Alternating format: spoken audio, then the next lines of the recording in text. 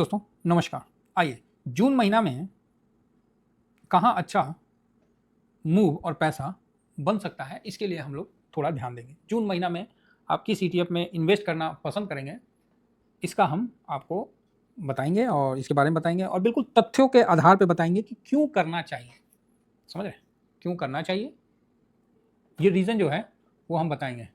तो अभी हम उस पर चर्चा करते हैं, ठीक है। तो चलिए, सबसे पहले तो मैं आपको ETF बताऊं, और एक ETF उसमें मेरा 2 ETF अलग से मैंने उसमें अपने एक्सपीरियंस से डाला है, बाकी तो ठीक है। बाकी तो आपको बाकायदा फैक्ट शीट के साथ आपको बताएंगे, जो कि आप समझ सकते हैं। कंटिन्यू करना है क्योंकि आपको अच्छी चीज़ देखना ही पड़ेगा, नहीं देखिएगा तो फिर बुरा चीज़ आपको ऑटोमेटिक खींच लेगा, ये बहुत क्लियर बात है। तो सबसे पहले हम यहाँ देखते हैं कि निफ्टी में ऑटो इंडेक्स का पोजीशन बढ़ा है। अब निफ्टी में बढ़ा है तो स्वाभाविक है, अच्छी बात है। निफ्टी नेक्स्ट 50 में भी ऑटो का देखिए पोजीशन बढ़ा है, तो ये भी अच्छी बात है। निफ्टी 500 में देखिए तो यहाँ भी पोजीशन बढ़ा है, तो ये भी एक अगेन अच्छी बात है। तो तीन तीन जब अच्छी बात है तो अच्छी बात का अचार थोड़ी डालेंगे, अच्छी बात का तो हम विशेष ध्यान रखेंगे और इन्वेस्ट करने के लिए हम ऑटो इंडेक्स को फॉलो करेंगे। तो ऑटो इंडेक्स को जो इन्वेस्ट करते हैं तो वो कैसे करते हैं, तो ऑटो 20 से करते हैं, है ना। ऑटो इंडेक्स को हम इन्वेस्ट करते हैं तो ऑटो 20 से ना करेंगे और किससे करिएगा। तो आप बोलिएगा सर स्टॉक खरीद ले, अरे गलती मत करिएगा, स्टॉक खरीद के हम लोग ऑटो इंडेक्स को ऑटो 20 से कवर करते हैं, ठीक है। ये अपना निपॉन का है, तो इस पर आप विशेष ध्यान रखिए और यहाँ फोकस बना के रखिए। फिलहाल अभी तो जून सीरीज स्टार्ट हुआ है, तो जून में देखिए 1 तारीख को एक गिरावट हुआ था और 2 तारीख को मोटा मोटी बाउंस बैक आ ही गया है। तो ये देखिए 1 तारीख को 269 पे था और यहाँ भी देखिए तो मोटा मोटी ठीक है, वापस से रिकवर हो गया, है ना। तो जो गिरता हुआ आ रहा था, जून में अगेन गिरावट हुआ, अब वापस रिकवरी हुआ है। तो उम्मीद है कि अगर मार्केट सुधरता है तो ऑटो में अच्छी रिकवरी आपको जून मंथ में देखने को मिलेगा। क्यों क्यों क्यों खरीदे हैं, उसका रीज़न क्या है कि फैक्ट शीट में इनको पोजीशन बढ़ा है, इसलिए खरीदे हैं। नेक्स्ट ऑटो के बाद हम निफ्टी से कवर करते हैं। निफ्टी का नेक्स्ट है मेटल। तो मेटल में पोजीशन निफ्टी में भी बढ़ा है, आप देख सकते हैं ये मेटल का पोजीशन बढ़ा है, ठीक है। सेम आप नेक्स्ट 50 में मेटल को देख सकते हैं, ये पोजीशन बढ़ा है। नेक्स्ट आप उसके बाद 500 में देख सकते हैं, ये मेटल को पोजीशन बढ़ा है, मतलब थोड़ा बढ़ा है। तो सब में जब बढ़ा है तो कोई ना कोई तो अच्छा ही होगा ना, क्योंकि सब में तो अलग अलग स्टॉक आ जाते हैं ना। नेक्स्ट 50 में अलग स्टॉक आएंगे, निफ्टी 50 में अलग स्टॉक आएंगे, अब 500 में स्मॉल भी आ ही जाते हैं। तो नेक्स्ट अपना जो है जून के लिए मेटल इंडेक्स, तो आपके सामने है मेटल इंडेक्स। 5 दिन में देखिए तो जून जब से शुरू हुआ है तो आप वहाँ से नीचे से 1% से ऊपर का तेजी आप जून में देख सकते हैं, तो अच्छी बात है। आज भी हल्का तेजी था, कल भी ठीक था, तो मतलब अभी जून स्टार्ट हुआ 1 जून से, तो इसमें अच्छी तेजी आपको देखने को मिल सकता है। आने वाला कम से कम 6-7% का मेटल इंडेक्स रिटर्न देना चाहिए। हालांकि ये पिछले 1 महीना में 5% का रिटर्न दिया है इतने खराब मार्केट में, और ड्यूरिंग दिस ईयर में 20% का भी रिटर्न दिया हुआ है। तो ऐसा है कि रिटर्न ये दे रखा है, तो यहाँ पर ही हम लॉन्ग टर्म नहीं करेंगे, स्विंग करेंगे। अगेन रिपीट कर रहा हूँ, स्विंग करेंगे, विशेष ध्यान रखिए। स्विंग करके हम आगे बढ़ेंगे और टाटा स्टील वगैरह सारे इसके अंदर आ जाते हैं। सबसे ऊपर में देखिए टाटा स्टील। अच्छा, वेदांता का सुन रहे थे, ईडी का, तो इसमें तो 5% का है, तो थोड़ा सा इंपैक्ट पड़ा है, अदरवाइज ठीक है। बाकी टाटा स्टील है, हिंडाल्को है, JSW है, अदानी इंटरप्राइजेज, तो ये सब बढ़िया बढ़िया कंपनी है, तो आप इसमें फोकस बना सकते हैं। नेक्स्ट आइए, तो अब हम चेक करते हैं कि निफ्टी 2 हो गया, तीसरा क्या कौन सा है जो बेटर मतलब अच्छा परफॉर्म दिया है। तो तीसरा को जब हम देखने जाएंगे ना, तो ये हेल्थ केयर। तो आप हेल्थ केयर को भी आप कवर कर सकते हो, और हेल्थ केयर सभी में पोजीशन हेल्थ केयर का बड़ा है। अब फार्मा, जिसको अपन फार्मा बोलते हैं, है ना, हेल्थ केयर, तो यहाँ भी हेल्थ केयर का, हालांकि हेल्थ केयर का एक पर्टिकुलर ETF भी है हेल्दी करके, लेकिन मैं उसमें इसलिए ज़्यादा नहीं बोलता हूँ ना कि उसका वॉल्यूम वैल्यू थोड़ा कम है। बस उसमें बेनिफिट ये है कि आपको उसमें क्या है, बेनिफिट ये है कि उसमें हॉस्पिटल को कवर कर लेता है, और फार्मा सिर्फ मतलब जो ड्रग वाले हैं उसको कवर करता है, हॉस्पिटल को कवर नहीं करता। हालांकि आज फार्मा गिरा हुआ है, और फिलहाल 1 तारीख से आप देखिएगा तो फार्मा 1 तारीख से मतलब 0.92% गिरा हुआ ही दिख रहा है। तो भी हम लोग को उम्मीद है कि जब सारे इंडाइसेस में इसका पोजीशन बढ़ा है तो आना चाहिए बाउंस बैक। हालांकि फार्मा ने ऐसा कुछ नहीं है कि बहुत ज़्यादा रिटर्न दिया है, बिल्कुल ऐसा बहुत कुछ नहीं है कि फार्मा ने बहुत कुछ बड़ा रिटर्न दिया है, इससे अच्छा तो मेटल ने दिया है। लेकिन क्या करिएगा, सबका दिन आता है तो फार्मा पे हम लोग का फोकस रहेगा। तो ये 3 ETF आपको मैंने बता दिया, ऑटो, मेटल, फार्मा।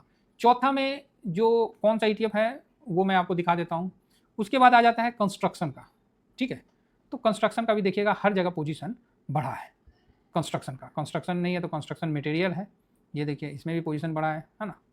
और भी आगे जाइएगा तो यहाँ भी देखिएगा कंस्ट्रक्शन में पोजीशन बढ़ा हुआ है ना।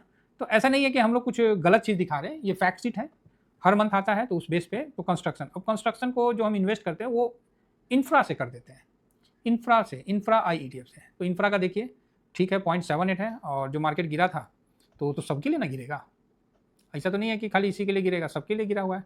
तो यहाँ पर ही आप देख सकते हैं कि गिरावट के बाद जो भी थोड़ा बाउंस बैक आया उसमें आपको अच्छा कम बैक होता हुआ दिखा है आज, तो ये एक पॉजिटिव है। तो ये अपना 5 हो चुका है ETF, जो कि आपको उसके माध्यम से देखने को मिला। किसके माध्यम से? तो फैक्ट शीट के। 2 मेरा पर्सनल है तो 2 मैं अपने तरफ से देता हूँ, उसमें एक आ गया IT। क्यों दे रहा हूँ भाई? बहुत गिरा हुआ है। सर बहुत गिरा हुआ का मतलब ये थोड़ी है कि हम इन्वेस्ट कर दें। अरे मेरे चाचा स्टॉक थोड़ी है, IT है, समझ रहे हैं? स्टॉक नहीं है, इंडेक्स है। एक स्टॉक लीजिएगा तो डर है, पूरा स्टॉक लीजिएगा तो कौन चीज़ का डर है? आप तो बास्केट ले रहे हो, तो इंडेक्स ऑलरेडी बहुत गिरा हुआ, तो इसलिए मैं इसको रख रहा हूँ। एक और हम इसलिए आज मैंने उसका चयन किया है ना, जिनको पसंद है आप रख सकते हैं, ये टिन DTF। अब ये कौन चीज़ है टिन DTF? हाँ ये देखिए, ट्राइडेंट जाके मत खरीद लीजिएगा कपड़ा वाला, तो ये टिन DTF है। तो टिन DTF कौन चीज़ है? तो ये एक्चुअली क्या है, पार्ट ऑफ IT है, IT का पार्ट है इसमें, है ना। और इसमें क्या है कि जो मैंने देखा कि निफ्टी 50 में एयरटेल का दाम अपना जो प्रोडक्ट का है बढ़ाने वाला है, टेलीकम्युनिकेशन। तो टेलीकम्युनिकेशन का पर्टिकुलर कोई नहीं है, तो यहाँ पर ही टेलीकम्युनिकेशन में हल्का सा दबाव देखने को मिला है, लेकिन एयरटेल तकरीबन देखा गया है कि बढ़िया, मतलब क्योंकि कोई और प्लेयर नहीं है ना, तो अब सरकार उस पर जो दबाव बनाए, लेकिन एयरटेल मेरे को पर्सनली बहुत अच्छा लगता है, इसीलिए मैंने पर्सनली बोला है। और ये देखिए टेलीकम्युनिकेशन में यहाँ पोजीशन बढ़ा भी है, तो एयरटेल को कवर करने के लिए मैं टिडेंट को कवर कर रहा हूँ, ये बात आपको मैं क्लियर बता दे रहा हूँ। चाहता तो स्टॉक भी खरीद सकता था, लेकिन फिर वही वाली बात, सर स्टॉक खरीदूंगा, चिंता मत करो, वो तब खरीदूंगा ना जब आप भगवान ना करे दिन आए, नहीं तो यही SBI है 200 के नीचे खरीदा था, 178 की 98 है, 184 ऐसे खरीदा था SBI, समझ रहे हैं। तो उस सब चीज़ को जो हम लोग मज़ा लिए हैं ना, इस समय नहीं ले सकते, नहीं ले सकते। आप मत चिंता मत करो, खरीदूंगा साहब, वो कभी टाइम आएगा ना, फिर देखिएगा कि मेरा एंट्री भी होगा। टाटा स्टील ये 200 250 पौने 300 में खरीदा, 1700 गया, फिर उसके बाद स्प्लिट हो गया, है ना। तो खरीदूंगा, मैं अगेन बता रहा हूँ। IRCTC इसको 1200 में लिया था, 4000 के बाद स्प्लिट हुआ, अगेन रिपीट कर रहा हूँ, खरीदूंगा, टाइम आने दीजिए स्टॉक को। एक जो DLF कितना में खरीदा था, 150 के कुछ 200 में ऐसी कुछ खरीदा था, अभी पता नहीं कितना चल रहा है। तो आने दीजिए, समय आने दीजिए, फिर उसके बाद हम लोग उसमें JK पेपर, हाँ JK पेपर 75 का लिया हुआ है, अशोक लीलैंड वो भी कितना का था, 70 के आसपास का। टेल्को टाटा मोटर्स कितना का लिया हुआ था, 85 का लिया हुआ था, फिर 140 पे प्रॉफिट बुक किए, फिर लिए, फिर बुक किए। सर समय आने दो ना, आप चिंता ना करो, मैं उस समय बताऊंगा कि हाँ भाई अब ये स्टॉक है जिसके हाथ में जो है लगा दो, चिंता ना करो, साल भर में आपको बन जाएगा। अभी बोलोगे लगाने, भाई साहब एक फूटी कोरी ना लगाऊंगा, और मैं ETF के प्रति ही रहूँगा। जो ये बीच का समय है ना, यही निकालना बहुत मुश्किल होता है, और यही समय मैक्सिमम रिटेलर का पैसा फंसा देता है, समझ रहे। तो जब वैसा परिस्थिति कभी आएगा, 10 साल में आता है, कोई ना कोई कारण बनता है, आएगा, वो भी हम देखेंगे, और वो आने से पहले ही हम लोग बता देंगे। अभी काहे अंदर से नहीं लग रहा है कि नहीं बहुत वैसा नहीं है ना, तो इस चीज़ को ध्यान रखिए।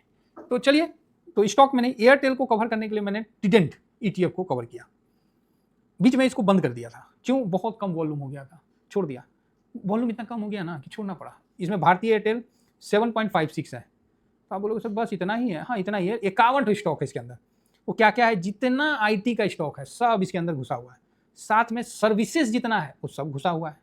स्विगी, जोमाटो नहीं है, चला गया, जोमाटो होगा, जोमाटो होगा, कम वेटेज में होगा, देखिए स्विगी भी है, तो मतलब इसका बेनिफिट मिलेगा। और IT चला ना तो ये भी चलेगा, IT कितना गिरेगा नहीं, लेकिन IT चला तो ये भी चलेगा, इसीलिए इसको भी मैं अपने तरफ से, बाकी इसका उसमें बढ़त नहीं है, इसमें फैक्ट शीट में, इंडेक्स में, उसमें नहीं है, ये मेरा अपने तरफ से है, क्योंकि कुछ ETF हैं जो मेरे काफ़ी नज़दीक हैं और रिटर्न बनाने में ये माहिर है।